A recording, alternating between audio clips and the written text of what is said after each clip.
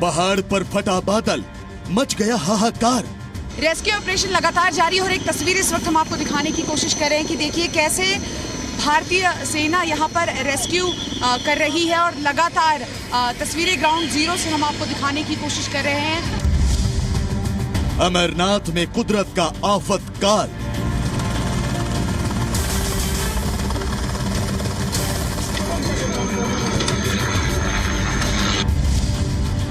जिसने करीब से देखी मौत वो सहम गया। एकाएक जो है पानी का बहाव ऊपर से आया और पत्थर का काफी ज्यादा मलबा था पहाड़ से जो गिरा है। हम चाहते बाबा भोले से, हमारा यही प्रार्थना है, हम जिस तरह से कुशल आ गए सब लोग अपने अपने घर पहुंचे। अमरनाथ में आपदा, रेस्क्यू ऑपरेशन जारी।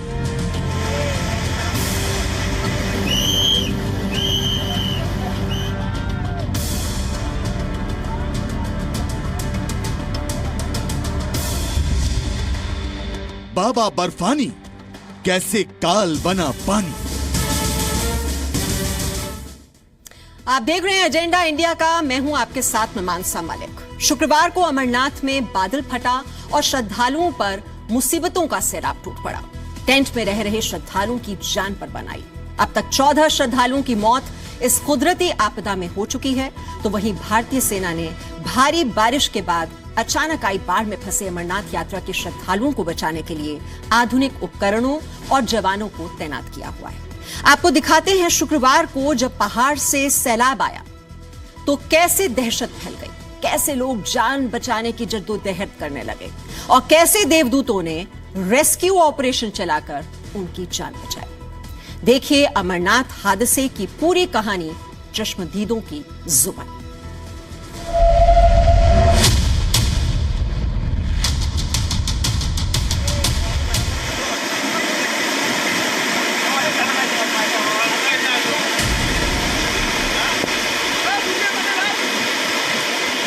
तबाही, दहशत।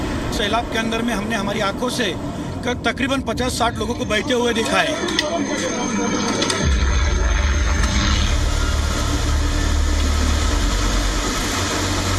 अपनों को खोने का दर्द। दर्शन करके ही निकला जस्ट और लैंडस्लाइडिंग हो गया और बादल फट गए। गुफा के पास से ही पानी इतना सैलाब बहा है कि काफी पंडाल बह गए हैं। जिंदगी की तलाश। बिजली कड़कड़ाई और बारिश का सैलाब, समझने का मौका ही नहीं लगा, पानी ही पानी नजर आ रहा था। अपनों के मिलने की आस।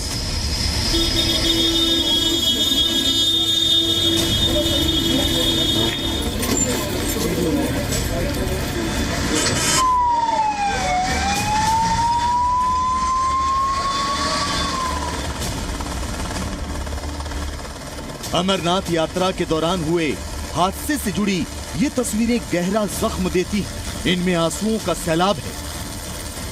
हम लोग का दिल ही जानता है, हम लोग को ये भगवान लोग ने जिस तरीके से हमारे आदमी हम लोग को बचाए हैं, प्रभु वही सबकी रक्षा करे। हादसे में जो बाल बाल बच गए वो खौफनाक मंजर को भूले नहीं भुला पा रहे।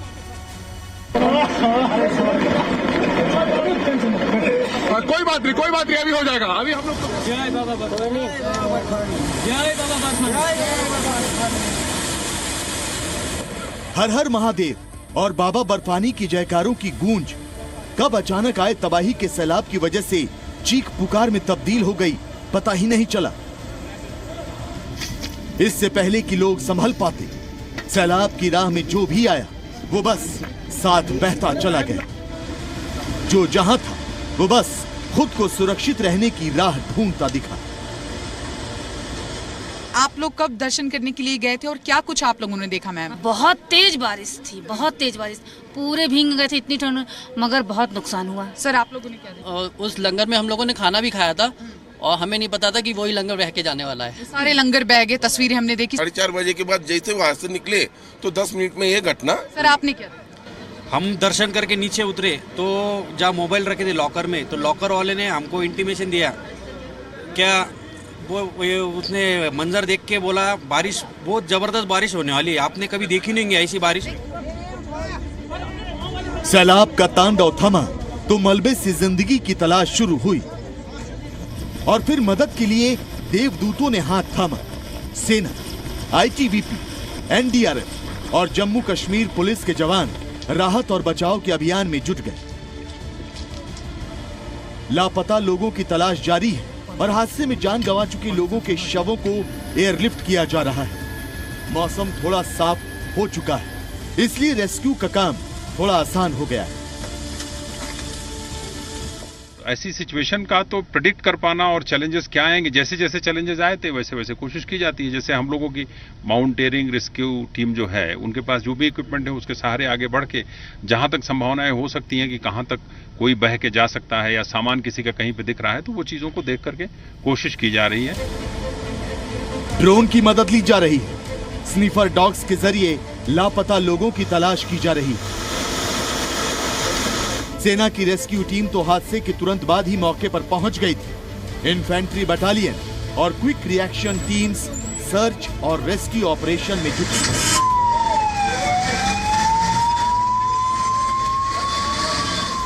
पर्याप्त बहुत आदमी था, कम से कम हमारे ख्याल से 15-20 हजार आदमी से कम नहीं होगा। उधर थे उस टाइम? हाँ, आराम से, क्योंकि हम लोग आ रहे थे तो पहलगांव वाली रास्ते से भी काफी भीड़ चल रही थी और ये बालटाल से भी रास्ता ये वाली बहुत काफी भीड़ थी, थोड़ी बहुत नहीं भीड़ थी। और पानी में बैग था, लोगों की राउटी बह रही थी, टेंट बह रहे थे, लोग भी बह रहे थे। 2, 4, 6, 8 कैजुअल्टी तो 10 मिनट के बाद ही पता चल गई थी हम लोगों को। घायलों को एयरलिफ्ट कर अस्पताल पहुंचाया जा रहा है। हादसे में मारे गए लोगों के शवों को उनके घरों तक पहुंचाने का सिलसिला भी जारी है। इस वक्त हम दुमेल में खड़े हैं और हमारे साथ वो यात्री है जब बादल फटा और ये वहाँ पर मौजूद थे। एकदम से बादल फटा ना तो सब वहीं दौड़े फिर, क्योंकि जो कुछ हुआ सिर्फ 5 या 10 सेकंड में हुआ, किसी को संभलने का मौका ही नहीं मिला। बाद में एकदम से लोग कैंप के बाहर निकलना चालू हुए, तब पता चला बादल यहाँ फटे हुए। उसके बाद जो स्थिति हमने देखी बहुत भयावह स्थिति थी। हमारे हिसाब से हमने जो देखे लगभग 50 से 60 लंगर और टेंट जितने वहाँ लगे होते सब तबाह हो चुके थे। मलबा हटाने का काम भी जारी है और मलबे में जिंदगी की तलाश भी की जा रही है। हादसे में फंसे श्रद्धालु मददगारों का शुक्रिया अपने अंदाज में करना नहीं भूल रहे।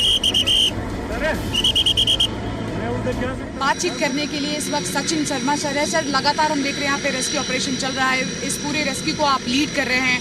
अभी तक क्या कुछ जानकारी है, रेस्क्यू ऑपरेशन कहाँ तक पहुँचा है सर? देखिए, रेस्क्यू ऑपरेशन कल शाम से चालू है और दोनों लेवल पर। सबसे पहले बात जो लोग इंजर्ड हो गए तो उनको सेफ जगह पर लेकर आना और उसके बाद में उनको इवैक्यूएट करके इस जगह पर लेकर आना, क्योंकि नीलगिरास। उसके लिए शाम से Indian army, state forces, NDRF, हर एजेंसी लगातार लगे हुए हैं। नॉन स्टॉप रात भर रेस्क्यू ऑपरेशन चला है। वायुसेना के हेलीकॉप्टर भी रेस्क्यू ऑपरेशन में जुटे हैं। 21 से ज्यादा लोगों को सुरक्षित बचाया जा चुका है। ये सैलाब, अचानक मौसम बिगड़ा और ये बादल फटने से अचानक आई बाढ़ की वजह से अमरनाथ गुफा के पास करीब 15,000 श्रद्धालु फंस गए थे। अब उन्हें पंचतरणी बेस कैंप पहुंचाया गया है।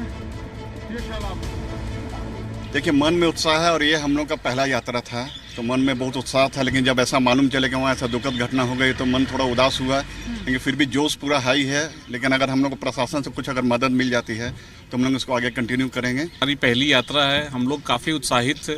हम लोगों ने 1-1.5 महीना पहले ही बुकिंग वगैरह सब करवा ली थी। तो हम चाहते हैं कि अगर प्रशासन हमें साथ दे और सारा सब व्यवस्थित हो तो हम इसको कंटिन्यू करेंगे। अमरनाथ गुफा के पास आए सैलाब के बावजूद यात्रा के लिए जाने वाले श्रद्धालुओं के हौसले आसमान पर है। हादसे के बाद जम्मू बेस कैंप से पहला जत्था रवाना हुआ है।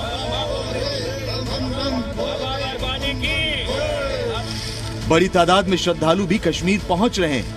अमरनाथ यात्रा को फिलहाल रोक दिया गया है। बस उन्हें प्रशासन से हरी झंडी मिलने का इंतजार है ताकि वो बाबा बर्फानी के दर्शन कर सके। बालटाल से खालिद हुसैन और शिवांगी ठाकुर के साथ ब्यूरो रिपोर्ट, जी मीडिया। वैसे ये पहली बार नहीं जब श्रद्धालुओं को प्रकृति की मार झेलनी पड़ी है। पिछले कुछ सालों में बार बार बादल फटने की घटनाएं हुई हैं। पहला बड़ा हादसा आपको याद दिला दें 1969 में हुआ था। तब अमरनाथ यात्रा मार्ग में बादल फटने से 100 से ज्यादा श्रद्धालुओं ने जान गंवाई थी। इसके बाद 2010 में भी पवित्र गुफा के पास बादल फटा था, हालांकि उसमें कोई नुकसान नहीं हुआ था। 16 जुलाई 2017 को रामबन जिले के पास श्रद्धालुओं की एक बस खाई में गिरी थी। इस हादसे में दर्जनों श्रद्धालु घायल हो गए थे। 2019 में यात्रा के दौरान करीब 30 श्रद्धालुओं ने जान गंवाई थी, जबकि 28 जुलाई 2021 को भी गुफा के करीब बादल फटा था। इसमें कई लोग फंस गए थे, लेकिन सभी को बचा लिया गया था।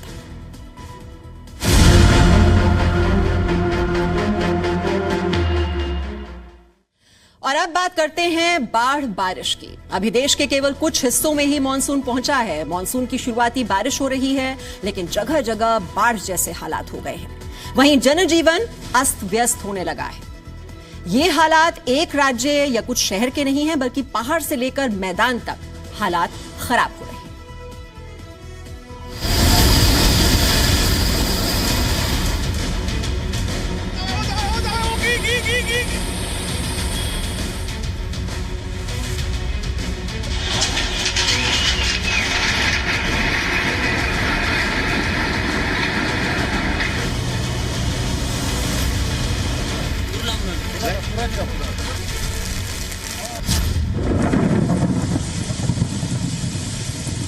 तस्वीरें तेलंगाना के महबूब नगर से आई हैं। लगातार तेज बारिश के बाद यहाँ भी जगह जगह पानी भर गया। यहाँ के अंडरपास भी पानी से भर गए। जब अन्नापाली अंडरपास से एक प्राइवेट स्कूल की बस गुजरी तो भरे पानी के बीच ही फंस कर रह गई। करीब 3 फीट पानी में फंसी बस में 30 बच्चे सवार थे। बस ड्राइवर ने सोचा कि वो अंडरपास को आसानी से पार कर लेगा, लेकिन ऐसा हुआ नहीं और बस पानी के बीच फंस कर रह गई। बस को पानी के बीच फंसा देखकर स्थानीय लोग मदद के लिए आगे आए। बस से बच्चों को गोद में उठाकर एक एक कर बाहर निकाल लिया गया।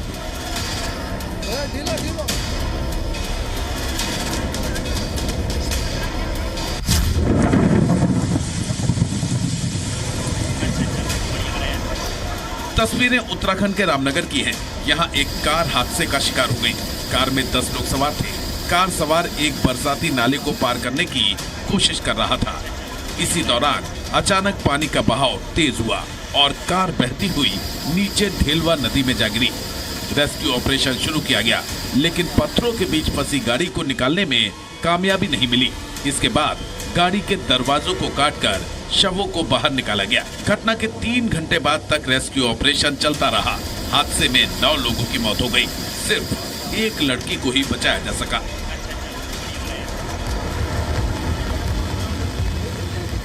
नैनीताल में लगातार बारिश होने से हालात बिगड़े हुए हैं। बारिश की वजह से नैनीताल हल्द्वानी दिल्ली नेशनल हाईवे पर करीब 10 मीटर सड़क टूट गई है। वहीं अगले 24 घंटे के लिए नैनीताल में भारी बारिश का अलर्ट जारी किया गया है। पहाड़ों पर लगातार बारिश से चिंता बढ़ गई है। उत्तराखंड के पौड़ी गढ़वाल इलाके में लगातार बारिश हो रही है। तेज बारिश की वजह से अलकनंदा नदी पर बने जल विद्युत परियोजना की झील का जलस्तर लगातार बढ़ रहा है। स्थानीय क्षेत्रीय लोगों को सूचित किया जाता है कि इससे श्रीनगर जल विद्युत परियोजना को बैराज से पानी छोड़ना पड़ रहा है और लगातार पानी छोड़े जाने से अलकनंदा नदी का जलस्तर खतरे के निशान से केवल 1 मीटर नीचे रह गया है। तस्वीरें उत्तराखंड के ऊधम सिंह नगर की हैं। यहाँ बांस का अस्थायी पुल लगातार बारिश के बाद बह गया है, जिससे अब लोगों को यहाँ आने जाने में दिक्कतों का सामना करना पड़ रहा है।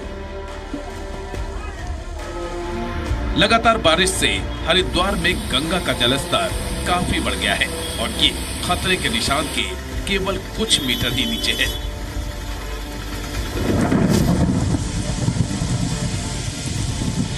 तस्वीरें शिमला की हैं। यहाँ एक 4 मंजिला इमारत गिरी। चौपाल के मेन बाजार में ये इमारत थी। इस इमारत में एक बैंक और एक ढाबा भी था। हालांकि अच्छी बात यह रही कि इस हादसे में कोई हताहत नहीं हुआ।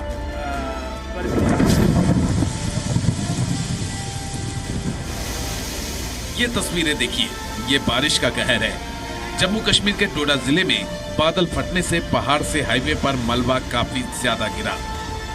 मलबे में कई गाड़ियां और दब गई हैं। हालांकि हादसे में कोई हताहत नहीं हुआ है। कुछ देर के लिए हाईवे बंद रहा, हालांकि बाद में आवागमन शुरू हुआ।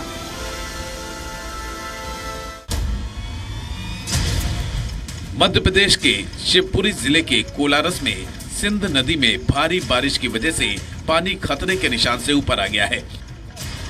सिंध नदी में बाढ़ आने की वजह से दर्जनों गांवों का संपर्क टूट चुका है। बारिश की वजह से मध्य प्रदेश के दमोह जिले में सोनार नदी में पानी काफी बढ़ गया है। इस वजह से दमोह पथरिया मार्ग बंद कर दिया गया है। पानी पुल के ऊपर से बह रहा है। तस्वीरें जैसलमेर की हैं, जहां बारिश में एक युवक बाइक सहित बह गया है। कुछ ऐसी ही बारिश रेगिस्तान में हुई। तस्वीरें श्रीगंगानगर की हैं।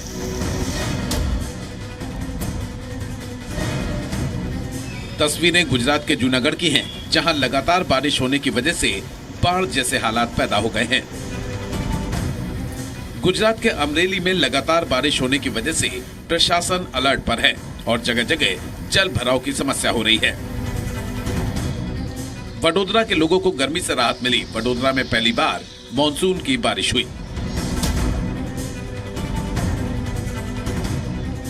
बारिश की वजह से दिल्ली देहरादून नेशनल हाईवे पर शिवालिक पहाड़ियों का मलबा सड़क पर गिर गया। हालांकि कोई हादसा तो नहीं हुआ, लेकिन हाईवे पर जाम लगा है।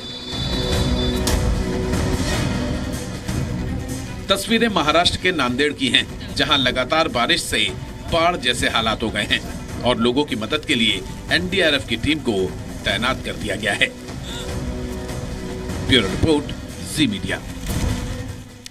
तो देश के अलग अलग हिस्सों की तस्वीरें हम आप तक पहुंचा रहे हैं, किस तरह से बाढ़ जैसे हालात बने हुए हैं। और अब तस्वीरें हम आपको कुल्लू की भी दिखा देते हैं, जहां पर भारी बारिश के बाद अब जो वहां की तस्वीर है, नदी नाले किस तरह से उफान पर हैं भारी बारिश के बाद, जो कि परेशानी का सबब बने हुए हैं वहां रहने वाले लोगों के लिए। तो आप देख सकते हैं ये कुल्लू की तस्वीरें, और जो नदियों का जो जल स्तर है वहां पर बढ़ता जा रहा है। नदी नाले में जो पानी है वो उफान पर है। ये कुल्लू की तस्वीरें इस वक्त आप देख रहे हैं, और राहत और बचाव के लिए वहां पर प्रशासन अलर्ट पर है। तो अलर्ट मोड में इस वक्त कई जगह, जैसे हमने आपको हालात दिखाए, अलग अलग राज्यों में भारी बारिश हो रही है। मूसलाधार बारिश के बाद अब बाढ़ जैसे हालात देश के अलग अलग राज्यों में देखने को मिल रहे हैं। ये आप देख रहे हैं कुल्लू की तस्वीरें, जहां पर आसमान से आफत बरसी है। तो बारिश भी किस तरह से अपने साथ आफत लेकर आती है, परेशानी का सबब बन जाती है, ये आप देखिए इन तस्वीरों के जरिए।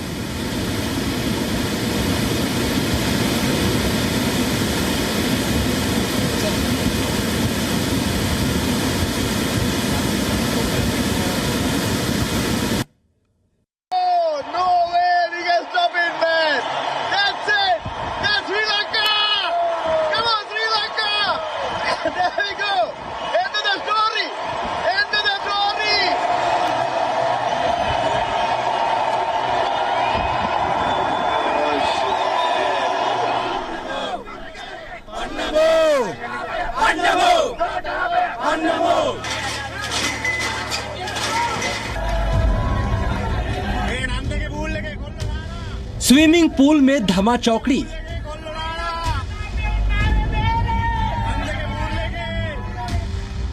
लॉन में हुड़दंग,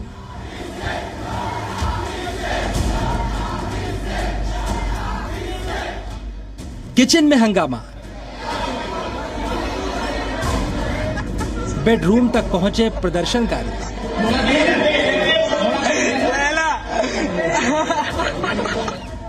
पुलिस लाचार है और श्रीलंका के राष्ट्रपति गोटाबाया राजपक्षे अपने ही महल से फरार हैं और प्रदर्शनकारी मानने को तैयार नहीं।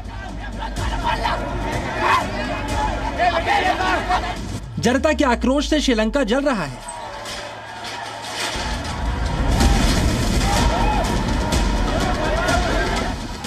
महंगाई से परेशान जनता के बवाल से श्रीलंका बेहाल है। कई महीनों से पेट्रोल, डीजल और खाने पीने के सामान की कमी से जूझ रहे लोग सड़क पर उतरे तो देखते ही देखते राष्ट्रपति भवन तक पहुंच गए। कोलंबो में गोटाबाया राजपक्षे के आवास पर हजारों की तादाद में प्रदर्शनकारियों ने हमला कर दिया। श्रीलंका की सरकार के खिलाफ बड़े प्रदर्शन से पहले ही कोलंबो में कर्फ्यू लगा दिया गया, लेकिन हजारों की भीड़ के आगे कर्फ्यू की सख्ती काफुर हो गई। प्रदर्शनकारियों ने कर्फ्यू को धता बताते हुए सीधे राष्ट्रपति आवास की ओर कूच कर दिया।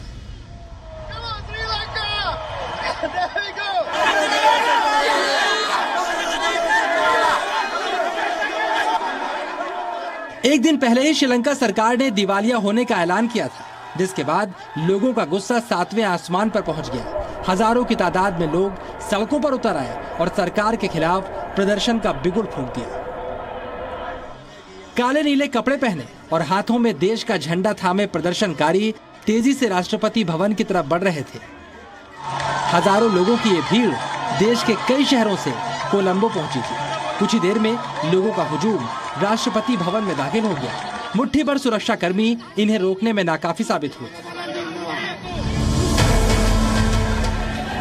स्विमिंग पूल हो या किचन, बेडरूम हो या लॉन, हर जगह प्रदर्शनकारियों ने कब्जा कर लिया। राष्ट्रपति भवन के अंदर घुसकर प्रदर्शनकारियों को जहां जगह मिली वहीं बैठ गए और बढ़ती महंगाई का विरोध करने लगे। ये तस्वीरें राष्ट्रपति भवन के स्विमिंग पूल की, जहां प्रदर्शनकारियों ने छलांग लगा दी। प्रदर्शनकारियों ने पूल में काफी देर तक मस्ती की, स्विमिंग की। इस दौरान कुछ लोग सेल्फी लेते भी दिखाई दिए। कई प्रदर्शनकारी बेडरूम में धमा चौकड़ी करने लगे। इस दौरान कुछ लोग बेड पर भी लेट गए। प्रदर्शनकारियों ने राष्ट्रपति भवन के किचन को भी नहीं छोड़ा, जिसके हाथ में जो आया उसी को निवाला बनाया।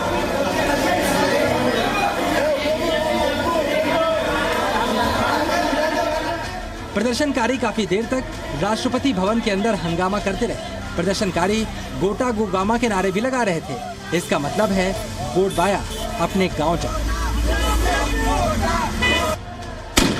प्रदर्शनकारियों को तितर बितर करने के लिए पुलिस ने आंसू गैस के गोले दागे और हवाई फायर किया।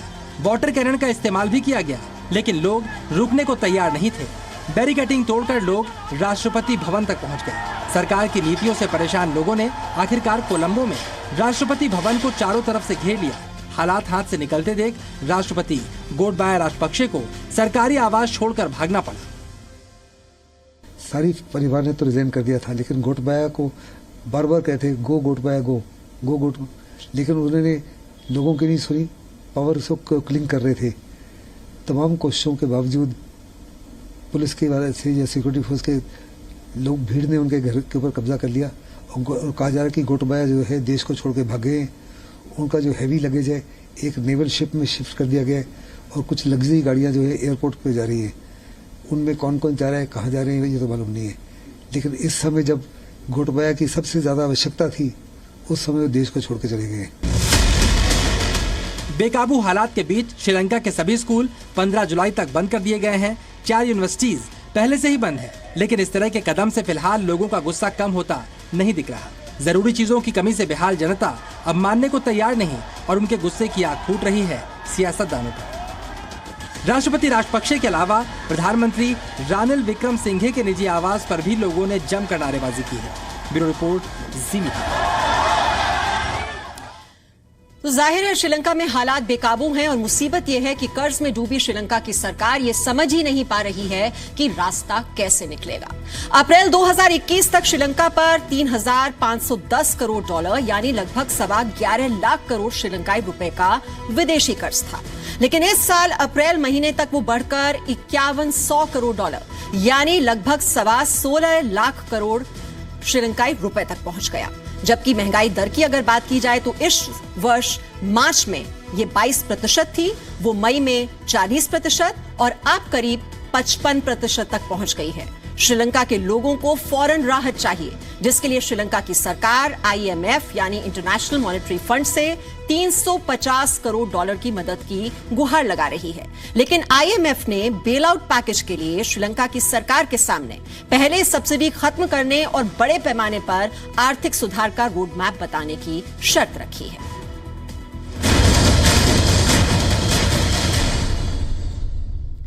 और अब बात करते हैं सिद्धू मूसेवाला हत्याकांड की। मूसेवाला की हत्या के पीछे गोल्डी बरार और लॉरेंस बिश्नोई का हाथ था, ये तो लगभग साबित हो चुका है। लेकिन इन दोनों ने हत्या की साजिश को अंजाम तक पहुंचाने के लिए शूटर्स को कितने की सुपारी दी, कितने पैसे खर्च किए, वो पैसे कहां से भेजे, इसका खुलासा होना बाकी था। जी न्यूज को मिली एक्सक्लूसिव जानकारी के मुताबिक मूसेवाला मर्डर के लिए कनाडा से 1 करोड़ रुपए भेजे गए थे। ये पैसे शूटर्स में तो बांटे ही गए, उन लोगों को भी दिए गए जो इस हत्याकांड में किसी न किसी रूप में शामिल थे। यही नहीं, कनाडा में बैठे गोल्डी बरार की ओर से एक बैंक अकाउंट खुलवाने की कोशिश भी की गई थी, लेकिन बैंक मैनेजर को भनक लग गई और वो अपनी इस कोशिश में नाकाम हो गए।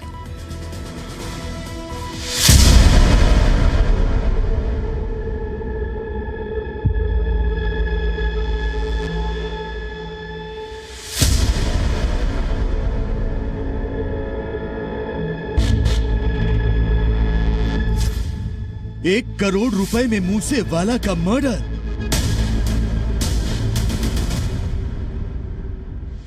विदेशी हथियार, मूसेवाला पर जानलेवा वार।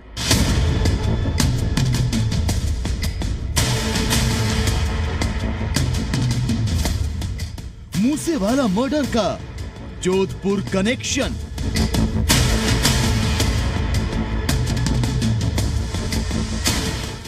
सिद्धू मूसेवाला मर्डर मामले में शार्प शूटर प्रियव्रत फौजी, अंकित सिरसा और कुलदीप उर्फ कशिश पुलिस की गिरफ्त में हैं। मूसेवाला की हत्या से पहले इनके वीडियो भी तफ्तीश का हिस्सा हैं। वो वीडियो जिनमें ये आधुनिक हथियारों की नुमाइश करते नजर आए थे, जिनमें ये मूसेवाला की हत्या से पहले अपना रुआब दिखाते नजर आए थे।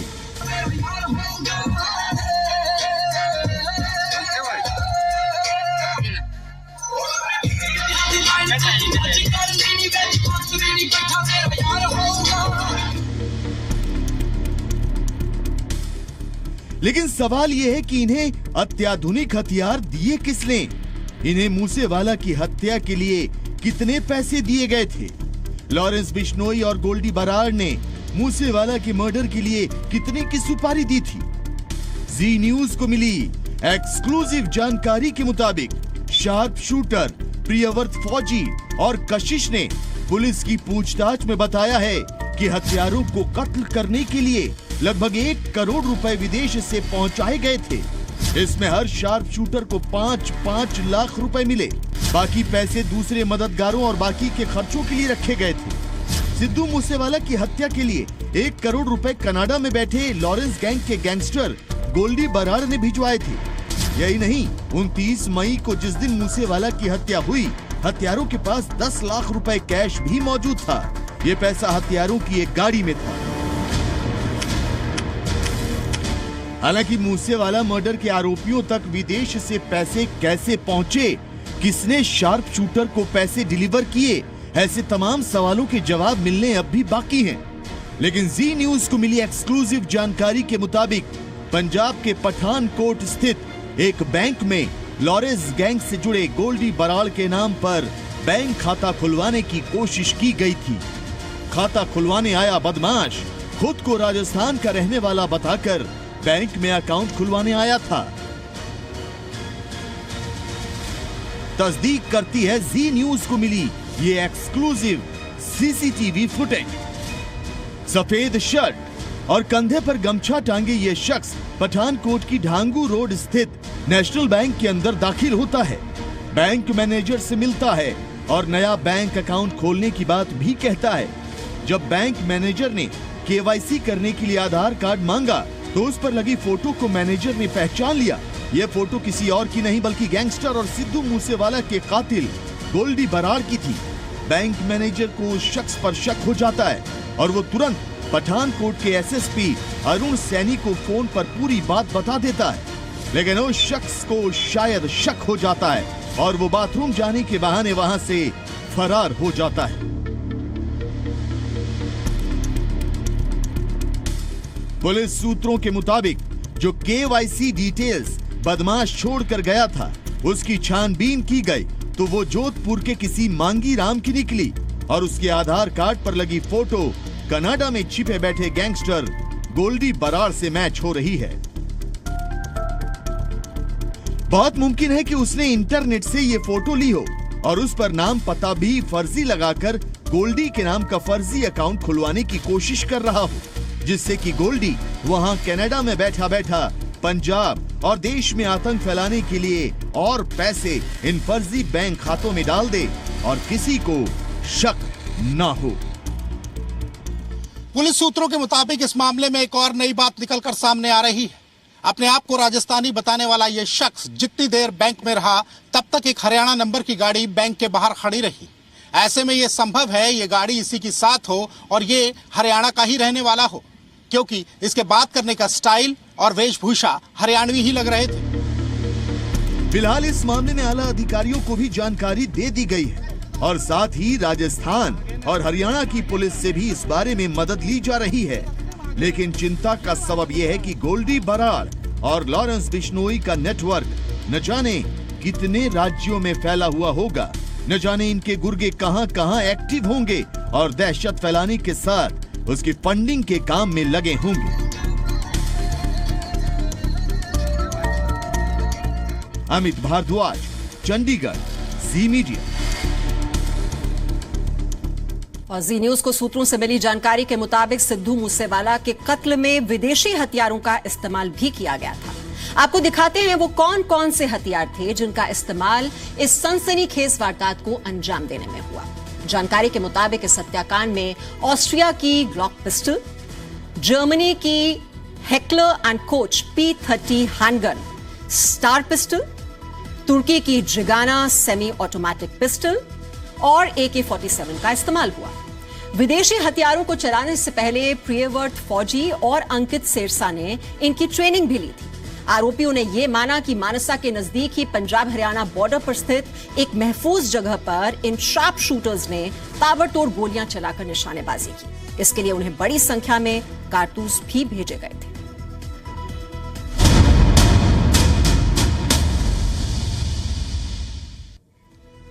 नोएडा में कैश बंगला मिला है। जी हां, ठीक सुना, ऐसा कैश बंगला जहां नोटों की गड्डियां रखी हुई थी। 1 लाख नहीं बल्कि 2 करोड़ रुपए, वो भी नकद। भ्रष्टाचार के आरोप में सीबीआई ने रेड मारी थी और जब रेड मारी तो कुबेर का खजाना हाथ लगा। नोएडा के कैश बंगले का राज क्या है? वो कौन था जिसके पास से मिली 2 करोड़ रुपए की नकदी? क्या ये काली कमाई का हिस्सा है? इन तमाम सवालों के जवाब जानने के लिए देखिए हमारी ये रिपोर्ट।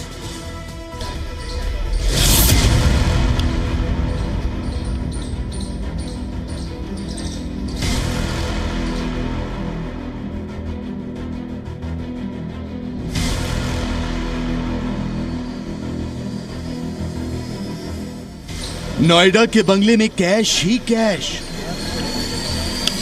इतना कैश कि आंखें चौंधिया जाएं। कैश गिनने के लिए मंगवानी बड़ी मशीन, काली कमाई के कुबेर का खजाना। NBCC यानी नेशनल बिल्डिंग कंस्ट्रक्शन कॉरपोरेशन के पूर्व CGM DK मित्तल के घर सेंट्रल ब्यूरो ऑफ इन्वेस्टिगेशन और इनकम टैक्स के अफसरों ने शुक्रवार रात को रेड डाली तो हक्का बक्का रह गए।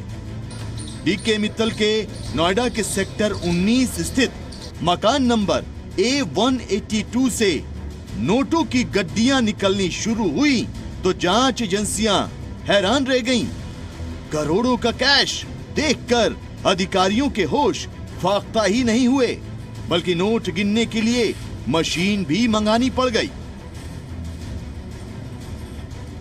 जानकारी के मुताबिक इस छापेमारी में करीब 2 करोड़ रुपए से ज्यादा की नकदी और ज्वेलरी बरामद की गई है। लेकिन NBCC के पूर्व CGM DK मित्तल के पास कितनी ब्लैक मनी, कितनी अकूत संपत्ति है, इसकी जानकारियां भी जुटाई जा रही हैं। हालांकि मित्तल परिवार ने कैश को लेकर दावा किया था, जिसके बाद इनकम टैक्स विभाग ने परिवार से कैश को लेकर दस्तावेज मांगे। अगर दस्तावेज नहीं मिल पाते तो ये लगभग तय हो जाएगा कि ये सारा पैसा काली कमाई का हिस्सा है।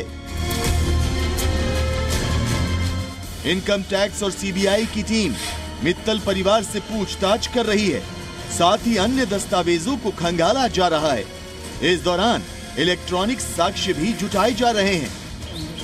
दरअसल एनबीसीसी के पूर्व सीजीएम डीके मित्तल के खिलाफ भ्रष्टाचार के एक मामले की जांच सीबीआई कर रही है, लेकिन इसी बीच कैश मिलने की सूचना पर इनकम टैक्स विभाग की टीम नोएडा के सेक्टर 19 स्थित डीके मित्तल के घर पहुंच गई। एनबीसीसी भारत सरकार की एक ब्लू चिप नवरत्न कंपनी है। ये निर्माण क्षेत्र से जुड़ी project management, consultancy, real estate development और ईपीसी कॉन्ट्रैक्टिंग का काम करती है। ये सरकारी संपत्तियों का पुनर्विकास, सड़क, अस्पताल और मेडिकल कॉलेज, संस्थान, कार्यालय, हवाई अड्डे, पुल, औद्योगिक और पर्यावरण संरचनाएं वगैरह का काम करती है। एनबीसीसी पीएमसी के रूप में कई लैंडमार्क परियोजनाओं पर काम कर रही है, जो इसके सालाना राजस्व का लगभग 90% है। लिहाजा सरकार की इस नवरत्न कंपनी के एक पूर्व अधिकारी के घर करोड़ों का कैश मिलना कई सवाल खड़े करता है। ब्यूरो रिपोर्ट, जी मीडिया।